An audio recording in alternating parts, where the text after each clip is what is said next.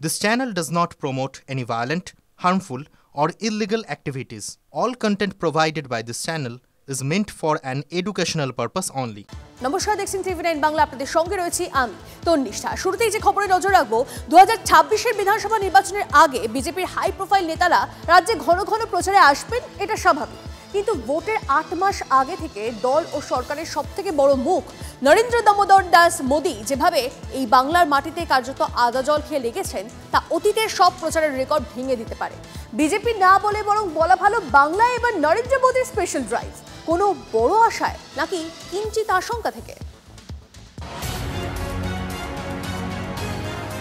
নরেন্দ্র মোদি অমিত ছাড়া বাংলা এলেই তৃণমূল বলে পরিযায়ী, কিন্তু মোদির ঘন ঘন বঙ্গ সফর তৃণমূলের সেই সব দাবিকে অসার বানিয়ে দিচ্ছে।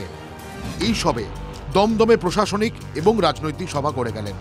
পুজোর আগে ফের রাজ্যে আসছেন প্রধানমন্ত্রী, অথচ বিধানসভা ভোট এখনো নয় করে 7 মাস দেরি। पश्चिम बंगाल एक साथ कई संकटों से घिरा हुआ है। তিনি প্রধানমন্ত্রী, যতই পাখির চোখ হোক কোনো একটি রাজ্যে তার পক্ষে পড়ে থাকা সম্ভব নয়। কিন্তু এবার তিনি পশ্চিমবঙ্গে এত বেশি সময় দিচ্ছেন যে একে স্পেশাল ড্রাইভ বলতেই হচ্ছে। प्राइमरी एजुकेशन हो या फिर हायर एजुकेशन, सबको बर्बाद किया जा रहा है। অপারেশন সিঁদুরের পর 3 বার বাংলা সফর করে ফেলেছেন প্রধানমন্ত্রী। 29শে মে আলিপুরদুয়ার, 18ই জুলাই দুর্গাপুর এবং 22শে আগস্ট দমদম। সহজ করে বললে 1-1.5 মাসের ব্যবধানে প্রধানমন্ত্রী একবার করে বাংলার মাটি ছুঁয়ে যাচ্ছেন। जो भारत का नागरिक नहीं है, जो घुसपैठ करके आया है, उसके साथ भारत के संविधान के तहत न्याय सम्मत कार्रवाई होती रहेगी। 2011 ক্ষমতায় আসার আগে রেলমন্ত্রী হিসেবে মমতা বন্দ্যোপাধ্যায় গোটা বাংলায় চরকি পাক দিতেন। সেই সময় যেখানেই রেলের প্রকল্প উদ্বোধন বা শিলান্যাস থাকত, সেখানেই তার রাজনৈতিক জনসভার ব্যবস্থা করে রাখত দল। ফলে 2011 বিধানসভা নির্বাচনের 1 বছর আগে থেকেই মমতা ভোটের প্রচার সেরে রেখেছিলেন। এখন প্রধানমন্ত্রীও যখন যেখানে আসছেন সেখানেই জোড়া কর্মসূচি রাখছেন, একটি সরকারি এবং অন্যটি দলের সভা। সরকারি মঞ্চ থেকেই পাশের দলীয় মঞ্চে যেতে লাগছে বড় জোর মিনিট 5। এটাও একটা স্ট্র্যাটেজি। কেমন সেটা? সরকারি মঞ্চ উন্নয়নের ঝাঁপি থেকে রাজ্যবাসীকে কিছু উপহার দেওয়ার পর দলের মঞ্চে উঠে সরাসরি জনতার কাছে আসল পরিবর্তন আনার আবেদন জানাচ্ছেন। आज बंगाल का जन जन कह रहा है, टीएमसी जाएगी तभी असली बदलाव आएगा। প্রধানমন্ত্রী কি মনে করছেন এবার বাংলার মাটি তার কাছে আগের থেকে অনেক বেশি উর্বর? তৃণমূলের তৃতীয় মেয়াদের শেষ লগ্নে এসে রাজ্যের মানুষ তিতি বিরক্ত, এমন কোনো পূর্বাভাস কি নরেন্দ্র মোদির কাছে আছে? অথবা এমনও হতে পারে নিছক দলীয় সংগঠনের জোরে তৃণমূলকে ক্ষমতা থেকে উৎখাত করা অসম্ভব বলেই মনে করছে বিজেপির থিঙ্ক ট্যাঙ্ক। তাই হয়তো বঙ্গবাসীর মন বদলের ভার একাই কাঁধে তুলে নিতে চাইছেন নরেন্দ্র দামোদর দাস মোদি। রাজনীতির যাবতীয় কর্মকাণ্ডের লক্ষ্য একটাই, ভোট। আমাদের গণতন্ত্রের অন্তত এটাই ভবিতব্য। তার জন্যই এত আয়োজন, এত ঢক্কা নিনাদ। কিন্তু ভোটের সঙ্গে ভাগ্যের সূত্রটা ঠিক কতটা? আসলে এ রাজ্যে ক্ষমতার কুর্সিতে বসার স্বপ্নে বুধ বঙ্গ বিজেপির নেতাদের কর্মকাণ্ডে সেই প্রশ্নটি প্রকট হয়। মুরলীধর সেন লেন হেস্টিংস হয়ে সল্টলেকের সেক্টর 5। বারবার দল পরিচালনার ভরকেন্দ্র বদলেছে বঙ্গ বিজেপি। বছর ঘুরলেই ভোট, 26-এর মহাযুদ্ধ। তার আগে নতুন আরও একটা পার্টি অফিসের ঠিকানা মিলতে চলেছে। বিধানসভা ভোটের প্রচার কৌশল সাজানোর সঙ্গে তারও খোঁজ খবর চালাচ্ছেন বঙ্গ বিজেপির নেতারা।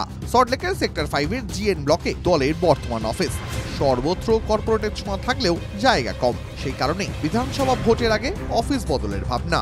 নয়া অফিসের ঠিকানা হতে পারে নিউ টাউন। পুরনো যে অফিস, সেই মুরলীধর সেন লেনের সেই অফিসে বসেই দলীয় নেতাকর্মীদের সঙ্গে কথা বলতে চান বঙ্গ বিজেপির সভাপতি শ্রমিক ভট্টাচার্য। কর্মসূচির পোশাকের নাম দেয়া হয়েছে কার্যকর্তা বন্ধুদের দরবার। আদতে বিজেপি নানা জায়গায় ঠিকানা বদল করলেও মুরলীধর সেন লেনের সঙ্গে তাদের যে যোগ রয়েছে, সেই যোগ কোনোভাবেই তারা ছাড়তে চান না। ভোটের প্রচারে এবার 5 থেকে 6টি হেলিকপ্টার ব্যবহারের ভাবনা দলের। হেলিপ্যাডের সুবিধা থাকবে এমন জমি সহ অফিস খোঁজা হচ্ছে।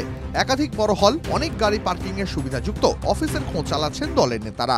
ভোটের সময় প্রচুর পরিযায়ী যাতায়াত করে, তাদের সঙ্গে বাংলার মানুষের, বাংলার রাজনীতির, বাংলার উন্নয়নের, বাংলার ভোটের কোথাও কোনো সম্পর্ক নেই। তারা আসেন পলিটিক্যাল পর্যটক, বেড়াতে আসেন। তো যদি গগনেই তাদের সম্পর্ক, হয়তো সেই কারণেই সব যাতায়াতের পথ খুঁজছে, মাটির সঙ্গে তো সম্পর্ক নেই। মুরলীধর সেন লেনের 6 নম্বর বাড়ি। তপন শিকদার, তথাগত রায় থেকে দিলীপ ঘোষ সকলেই দল চালিয়েছেন এই বাড়ি থেকে। কাজের পরিসর বেড়ে যাওয়ার কারণ দেখিয়ে 21-এর বিধানসভা ভোটের আগে হেস্টিংসের আগরওয়াল হাউসে একাধিক তলা ভাড়া নেওয়া হয়। সেই বাড়ি ভোটে হয়ে ওঠে গেরুয়া শিবিরের ওয়ার রুম। হারার পর ওই বাড়ি ছেড়ে দেওয়া হয়। এরপরেই সংস্কারের কারণ দেখিয়ে মুরলীধর সেন লেন ছেড়ে লোকসভা ভোটের আগে বিজেপি চলে যায় সল্টলেক সেক্টর 5-এ। শ্রমিক শুভেন্দুদের বৈঠক থেকে সাংগঠনিক কাজকর্ম, এখন সবকিছুরই নিউক্লিয়াস কর্পোরেট কায়দার এই অফিস। কিন্তু সেটাও আর বেশি দিন নয়। ভোট দরজায় টোকা মারতেই আবার অফিস বদলের তোড়জোড়। বাংলায় পরিবর্তন আনার ডাক দিয়ে অফিসের স্থান পরিবর্তন বঙ্গ বিজেপির সাথ দেয়নি। বাংলায় এসে নরেন্দ্র মোদী আসল পরিবর্তনের বাদ্যি বাজিয়েছেন। সেই লক্ষ্য পূরণে কি এবার সহায় হবে নতুন অফিস? ঠিকানা বদলে ভবিতব্য কি বদলাবে? প্রদীপ্তকান্তি ঘোষের রিপোর্ট, TV9 বাংলা। সমুদ্রে নতুন সিংহ আরও বাড়ল নৌবাহিনীর শক্তি। একই দিনে নৌসেনার হাতে এলো 2টি অত্যন্ত আধুনিক স্টেলথ ফ্রিগেট, উদয়গিরি ও হিমগিরি। একই সঙ্গে নৌবহরের অন্তর্ভুক্ত করা হলো 2 যুদ্ধজাহাজকে। প্রায় 6700 টন ওজনের এই জাহাজগুলি শিবালিক শ্রেণীর চেয়ে বড় এবং আরও উন্নত। তাদের নকশা এমন যে রাডারে এগুলি কম দেখা যায়। তাদের কাছে ডিজেল ইঞ্জিন এবং গ্যাস টারবাইন, আধুনিক ক্ষেপণাস্ত্র, কামান এবং সাবমেরিন বিধ্বংসী অস্ত্র উভয়ই রয়েছে। Named after the legendary Sunrise Mountains in Andhra Pradesh, she embodies both a future-ready force and a glorious legacy. The erstwhile Udaygiri was commissioned in a ceremony presided over the Himgiris, loftiest of the Himalayas, silent sentinels that have stood guard through the ages. From their snow-clad peaks flows the Ganga. Sayanta আমাদের প্রতিনিধি আমাদের সঙ্গে রয়েছে, সায়ন্তর সঙ্গে একবার কথা বলার চেষ্টা করি। সায়ন্ত, এই যে নৌবাহিনীর শক্তি আরো বাড়লো, কতটা আত্মবিশ্বাস বাড়লো ভারতে? একদমই, দেখো এই আধুনিক স্টেলথ ফ্রিগেট উদয়গিরি এবং হিমগিরি একসঙ্গে ভারতীয় নৌবাহিনীতে আজকে কমিশন হতে যাচ্ছে এবং সেটাই কিন্তু ভারতীয় নৌবাহিনীর কাছে শক্তির দিক থেকে অনেকটাই বাড়বে বলে মনে করছেন সামরিক বিশারদরা।